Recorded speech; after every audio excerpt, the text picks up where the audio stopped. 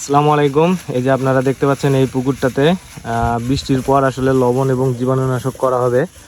তো এখানে কিভাবে লবণ এবং জীবাণুনাশক করবে সেটা আপনাদেরকে আজকে দেখাবো। এই যে দেখতে পাচ্ছেন এখানে লবণ, হ্যাঁ লবণ, তারপর হচ্ছে এই যে এগুলা, এটা হচ্ছে পটাশ, যেটাকে আমরা ডাক্তারি পটাশ বলে থাকি। এটা কিন্তু জমির সার না, এটা হলো পটাশিয়াম পারম্যাঙ্গানেট, যেটা আসলে বেগুনি কালার হয়।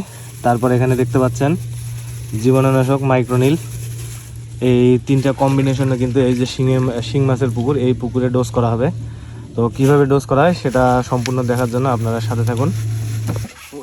এই যে এখানে দেখতে পাচ্ছেন এগুলো হচ্ছে পটাশিয়াম পারম্যাঙ্গানেট। বর্তমানে বাজারে অনেক ধরনের ডুপ্লিকেট পটাশিয়াম পারম্যাঙ্গানেট পাওয়া যায়, সেটা হচ্ছে একদম ছাইয়ের মতো এবং পাউডার, কিন্তু এটা দেখেন ক্রিস্টাল ফরম্যাট, হ্যাঁ, এবং দানাদার। এটা হচ্ছে ভালো, যেটা পটাশিয়াম পারম্যাঙ্গানেট।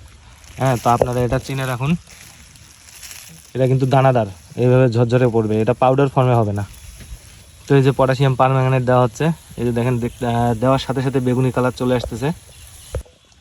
তারপরে এই যে এখানে বিকেসি 80%, হ্যাঁ, স্কেপ ফার্মাসিউটিক্যালের এটা হচ্ছে মাইক্রোনিল, এটাও দেওয়া হচ্ছে অল্প একটু। এখানে মাখানো হচ্ছে লবণ, তারপর হচ্ছে বিকেসি 80% এবং হচ্ছে পটাশিয়াম পারম্যাঙ্গানেট, সবগুলো একসাথে মিশ্রিত করার পর এই যে পুকুরটাতে দেখতে পাচ্ছেন, এই পুকুরটাতে জীবাণুনাশক করা হবে। যেহেতু বৃষ্টির পানি পড়ার কারণে বাইরে থেকে রোগবালাই চলে আসতে পারে, যেহেতু শিং মাছের পুকুর এবং অধিক ঘনত্বে আছে, তাই এখানে এই জীবাণুনাশকটা করা অতি জরুরি। আর এখানে দেখতে পাচ্ছেন 3 ধরনের উপাদান নেওয়া হয়েছে, যার ফলে এটা 3 ডাইমেনশনাল অ্যাক্টিভিটিতে কাজ করবে। মোটামুটি ফাঙ্গাস, ব্যাকটেরিয়া, ভাইরাস সবার বিরুদ্ধে একটা যাতে কাজ করে সেভাবে এই জিনিসটাকে তৈরি করা হচ্ছে।